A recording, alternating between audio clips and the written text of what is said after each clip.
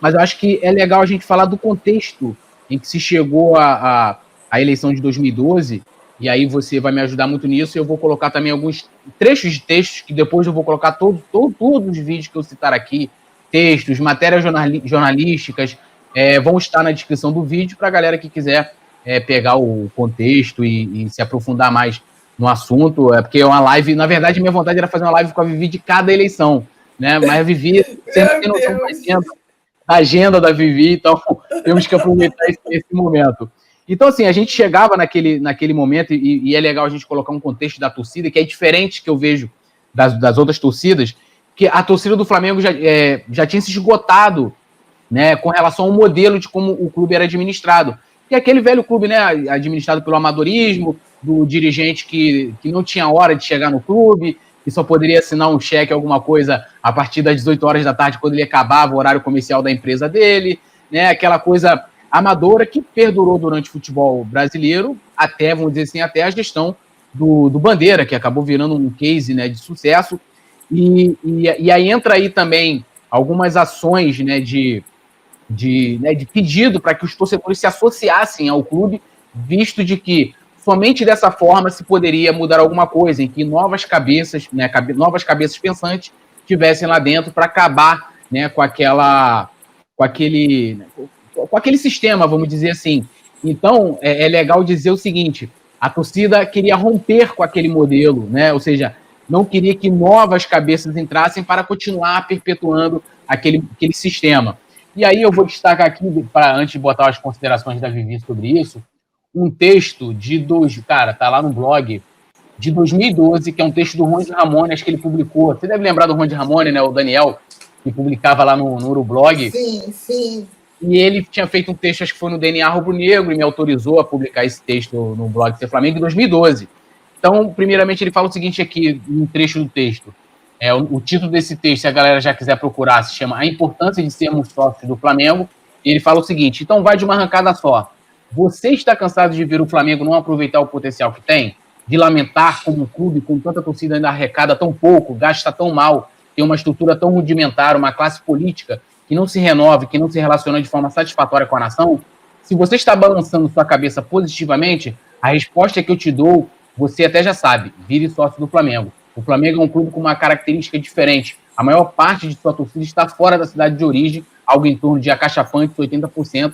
Ao mesmo tempo, os destinos do Flamengo são decididos por pequenos grupos políticos, formados por poucas pessoas, que mais ou menos se revezam nos poderes do clube.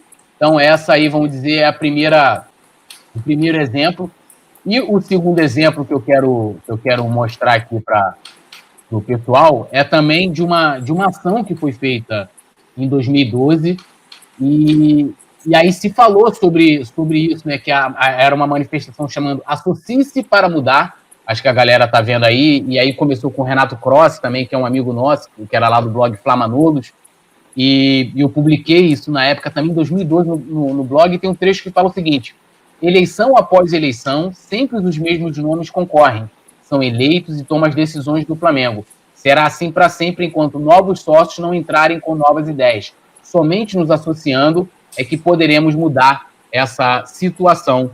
Então, vale deixar claro de que se queria, havia uma vontade de fora para dentro de se romper com aquele modelo que perdurava no clube. E aí você pode fazer suas observações com relação a isso, e também quiser acrescentar sobre o momento que o Flamengo vivia, que era o Flamengo da gestão Patrícia Amorim, e já ali em 2011, 2012, já sem o Zico, que revoltou muito a torcida, né? Pela primeira vez, algum dirigente conseguiu trazer o Zico, né, para dentro do clube, e a gente viu como é que terminou essa história.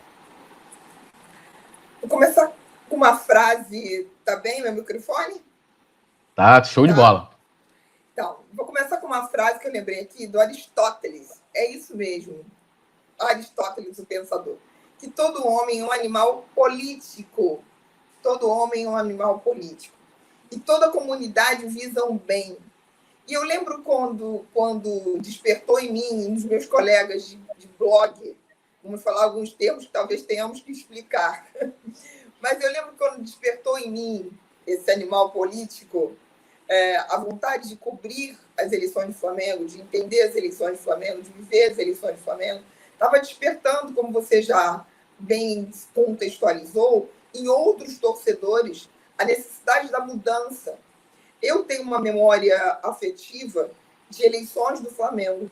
Meu pai chegava de 3 em 3 anos com camisetas dos candidatos. Essas camisas hoje que a gente vê aí, que até queimadas, já foram recentemente por um acontecimento político, por que não? Na história do clube, em relação aos off-rios, a camisa que foi queimada, uma camisa de chapa, né? Essas camisas, elas eram uma referência para mim na minha infância. Porque meu pai, que era de torcida organizada, também chegava com essas camisas e fazia a gente vestir, fazia a gente entender lá de alguma maneira quem eram aquelas pessoas.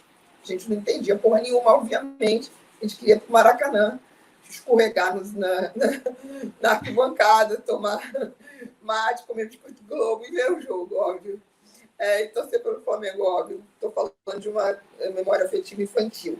Então, a primeira coisa, o homem é um animal político. Eu tenho essa especialidade, essa tendência, essa paixão pela política.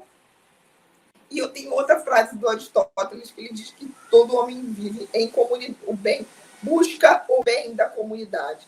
Não é o bem comum só, é o objetivo daquela comunidade. O objetivo daquela comunidade. Então, eu penso, qual era o objetivo dessa comunidade rubro-negra? Clube. Enquanto clube. Porque por dentro dos muros da Gávea, é o nome de um livro que eu fui no lançamento, isso é uma porradaria sem fim, eu posso contar isso durante a eleição. Eu nunca vi uma porradaria no lançamento de um livro, eu vi isso no lançamento de um livro do Flamengo com um conteúdo excelente. Mas eu estava lá, fazendo periscopes. Mas não mostrei isso, né? Tinha os meus limites em relação ao que transmitir. Então, tanto eu quanto alguns torcedores, alguns rubro-negros e alguns sócios, estamos vivendo mesmo inconsciente coletivo, né? O inconsciente coletivo daquela época era uma mudança política, de gestão política. Não à toa que a palavra que ficou marcada a partir de 2012 foi a palavra patamar.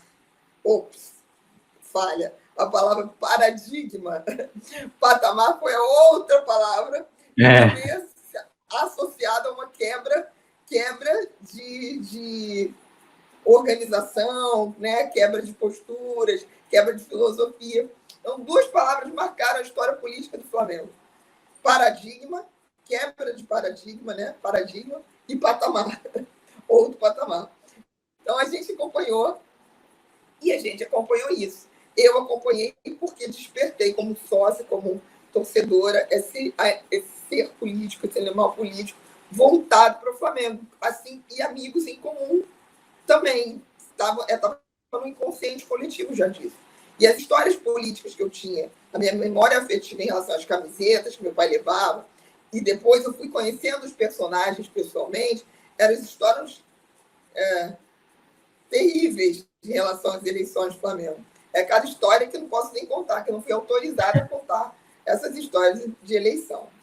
Mas vai me cortando, porque senão eu acho que estou no periscope, começo a mandar coraçãozinho. Eu coloquei aqui, inclusive, cadê aqui, ó, o Chico PC, tá lá do Twitter, que a gente também está transmitindo ao vivo, simultaneamente no YouTube e no Twitter. E ele falou assim, saudade do periscope da Vivi. Aí ele botou, né, vou dizer assim, o seu bordão, alô, gente fina, elegante e sincera. A Cris Fidjum também está dando aqui boa noite. O doutor Marini, ele está falando para a gente comentar sobre com relação ao reajuste contribuinte off-Rio, depois a Vivi pode até entrar nesse assunto, mas tem minha opinião aqui no canal, tem um vídeo, né, onde eu dou minha opinião sobre isso. A Embaixada FlaGV, cara, mandar um abração aí para a Embaixada FlaGV, sempre presente também. Bernardo Marques, Vinho a essa hora, tá brincando aí contigo, Vivi, o Bernardo. E tem hora para Vinho. O Adriano Medeiros, salve nação. Não, eu acho legal você falar isso e assim, acho que eu só quero acrescentar o seguinte, né? De que o clube naquele momento, em 2012, inclusive, se você lembra, que a gente ficou 40 dias sem jogar futebol, porque a gente foi eliminado na fase de grupos da Libertadores. E foi uma coisa, assim, eu lembro que na época foi uma coisa muito louca, e tinha essa questão muito também financeiro, o investimento no Wagner Love, que era meio que um símbolo, porque a Patrícia Amorim também concorria simultaneamente à vereança, né, ao cargo de vereadora no Rio de Janeiro, tentando a reeleição também, ou seja, eram duas eleições, e ela usou atletas do clube, então, assim, era uma coisa que se misturava de uma forma muito simultâneas mesmo, né? Ela fazia questão de misturar uma coisa com a outra. Então, o clube vivia um momento complicado. Tu me ouve legal aí, Vivi? Tô vendo que você tá congelando aí. Vivi? Acho que a Vivi deu uma congelada, ela tá Agora voltando voltei, ali. Eu voltei. Ah, tá. Não, eu estava falando o seguinte, acrescentando o que você estava falando, que o Flamengo vivia naquele momento ali uma situação muito difícil, né? E tanto politicamente, porque a Patrícia Amorim misturava, né, as questões dela profissionais, porque ela era vereadora e candidata à reeleição a vereadora também. O clube tinha o Wagner Love, que era um investimento que o Flamengo não poderia fazer naquele momento, tanto que depois o Bandeira entrega, devolve esse jogador ao CSKA. Então, assim, é uma situação e que, também, para acrescentar, uma coisa que a oposição do Flamengo tinha, uma união, vamos dizer assim, tipo assim, ó, nós temos que nos juntar, inclusive será debate na época, para tirar a Patrícia Amorim, porque ela é muito forte. Aí eu até mandei para você que lance do Ocupe Flamengo, que foi uma reunião das oposições, e que teve o Kleber Licht, que foi antes, né, dos ditos empresários, né, de ter os empresários, mas já... Isso, foi nessa reunião. Vou até colocar a matéria aqui, não vou ler não, mas só vou colocar aqui a matéria da época, que está Central de Oposições do Fla se une para a eleição presidencial do clube, que foi uma iniciativa do Márcio Braga, né? E teve o Kleber Leite lá também e tal. Isso foi antes da eleição.